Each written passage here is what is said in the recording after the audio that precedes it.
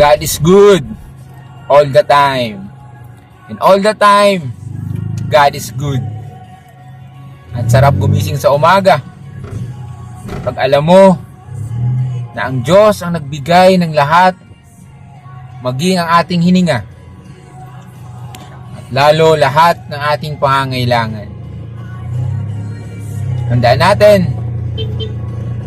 love the Lord your God with all your heart, with all your mind, and all your strength. Ang pangalawa, love your neighbor as you love yourself. Ganyan tayo minahal ng ating Panginoong Diyos na ibinigay niya ang kanyang nag-iisang anak, na kung sino man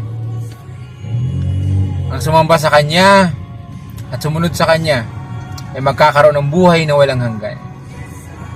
Si Jesus na walang kasalanan ay naging kasalanan para tayo matubos sa naghihintay sa atin na dagat-dagatang apoy sa impyerno.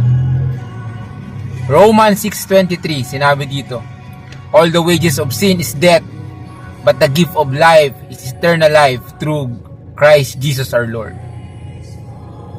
Manalangin ka lang lagi. Hindi normal ang kasalanan at hindi tayo immune sa temptation. Kaya kung gusto mong makalaya sa anumang kasalanan na iyong pinagdadaanan, manalangin ka lang lagi sa pangalan ng ating Panginoong Hesus. Shalom.